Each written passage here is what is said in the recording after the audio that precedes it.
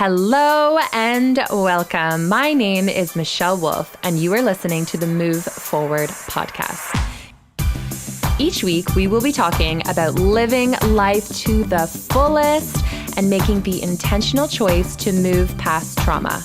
I'm a registered massage therapist, a whole food lover with farm roots. It's important to slow down, take time for healing, and to incorporate proper nourishment through fitness, nutrition, lifestyle, and mindset. During this journey, I'll be speaking openly about my personal experiences with cancer, loss of a loved one, wellness, and infectious optimism. Plus, you'll get to hear interviews with many truly inspirational and informative guests. We'll tackle each challenge with courage and care. Thank you for joining us on a mission to move forward in body, mind, and soul. Now let's begin. Hello to all of you and welcome back to the show. Today is December 25th, 2018, Christmas Day. Now I know that by the time that you are actually listening to this, and by the time I've actually posted it, it will likely be about a month later. However, I really wanted to share a few things today because it's Christmas, and it was definitely the hardest Christmas I've had in 25 years, which, by the way, it was 25 years ago when my mom was only weeks from passing from cancer. So I know this podcast is all about moving forward, lifting ourselves up off the ground, living every moment to the fullest. But there are times when we do need to allow the pain and sadness to just happen, to process the feelings and the thoughts rather than just pushing them under the rug. And after this year, I found it especially hard to celebrate over the holidays. You see, this year was a year where my family and myself had a very long list of loss and terrible life-changing news. Now, I'm not going to get fully into details at this time, although I'm sure I will share a lot more of that throughout this podcast in the near future. But one of the main reasons why it was especially hard this year was because only a few months ago, my 1.5-year-old nephew passed away in a freak accident. So as most of you can understand, it wasn't a year of celebration. So I have 7 other younger nieces and nephews who deserve a fun and exciting Christmas. So we as a family decided to continue with our traditions of getting together, eating, sharing presents, spending time together, and playing with the little ones.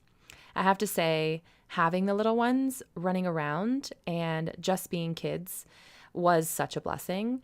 They have such a way of making you forget about your worries and making you laugh and smile at all the silly things that they can do and what they say. So it was lovely having fun with the kids, but beyond that, it was tough. There were tears, lots of talks and heavy conversations, and not so many laughs this year.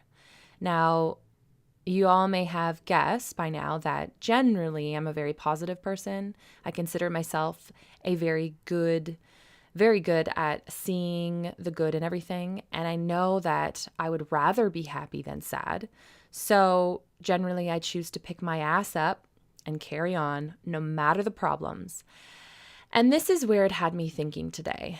You know, I see the pain in some people are dealing with in my life. And it's absolutely understandable when they've gone through something traumatic, like losing a loved one.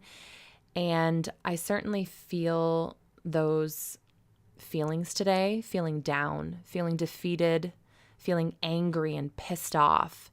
And again, I'm not saying that we can't have these feelings. And in fact, I think that it's really healthy to allow ourselves to have these feelings. But I also know that I certainly don't want to feel like this every day, including next year around the holidays. So I ask myself, what do I need to do in order to not feel like this every day? How can I see the good and how can I enjoy life again? So I think about when I was only 8 years old and losing my mom.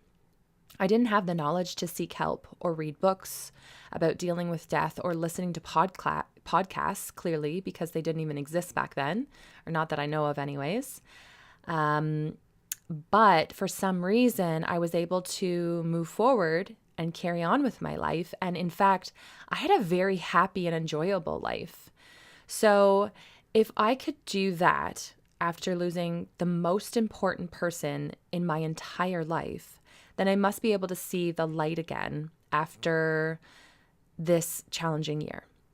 So first of all, I recognize that when we have or when we are given a challenge, it often means that we are growing. We are growing as we overcome the struggles, and we have a choice. We have a choice to work through those challenges and to overcome them, or we can choose to sit in the sorrow and pain as long as we choose, really. I personally know that I want to be happy and I want to enjoy this life, so I am going to choose to grow and find that happiness again. One thing that I've been doing lately is writing a gratitude journal. So each day I write at least 5 things that I am grateful for.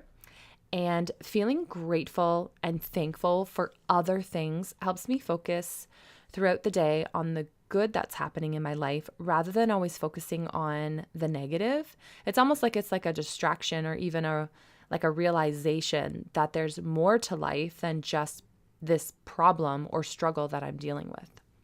Another thing I remind myself is that I am not a victim, nor should I choose to act like one.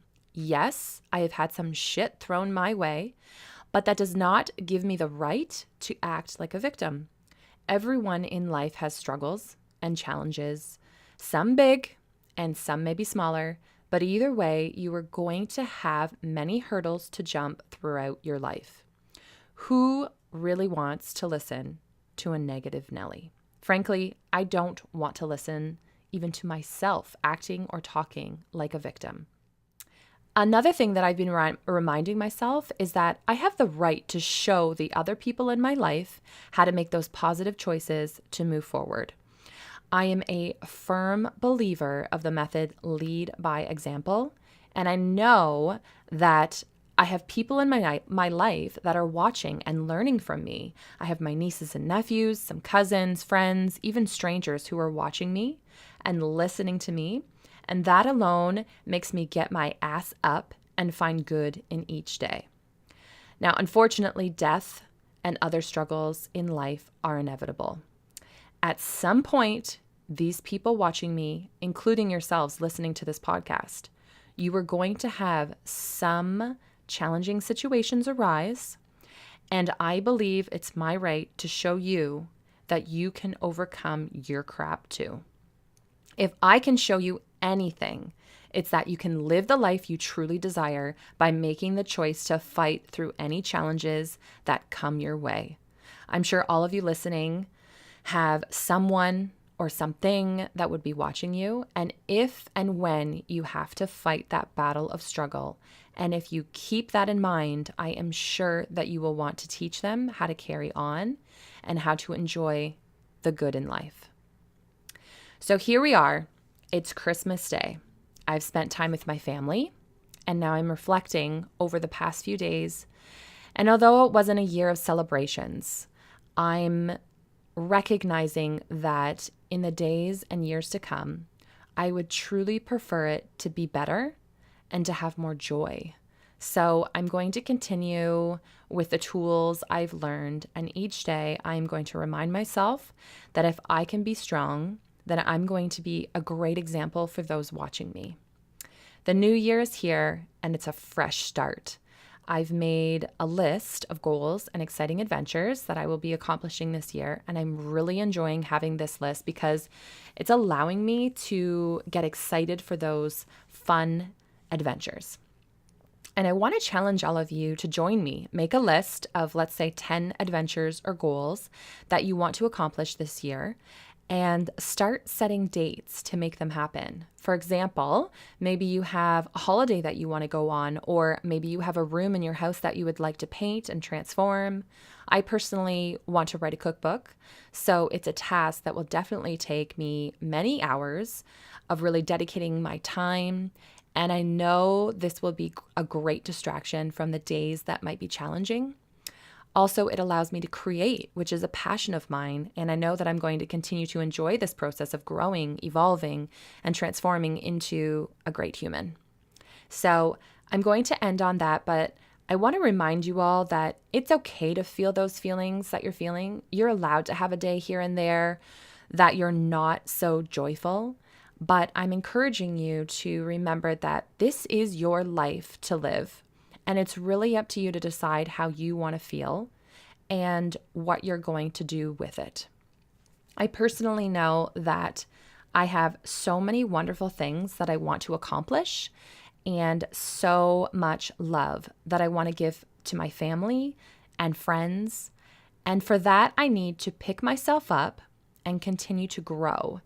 And also know that I want to do it with real happiness in my heart. So I have a quote that I want to share with you, and it says, "You can't start the next chapter of your life if you keep rereading the last one." So I hope today's lesson gave you some insight, and I trust that my own adversity will give you some strength to carry on. And until next time, I hope you all continue to shine your light and to move forward. Thank you so much for spending your time with me and the Move Forward podcast. I am extremely grateful to each of you. If you have enjoyed this podcast, please take a moment to share this episode with someone you think would benefit. Also, if you could please leave an honest review by going to iTunes and leaving your thoughts and questions. Let us know what you would like to hear more of so we can continue to inspire and share with the world. Again, thank you from the bottom of my heart. I am forever grateful for this community that we are building and the individuals we are helping. Until next time, we hope you continue to move forward by choosing to move your body, your mind, and your soul. Thanks, guys.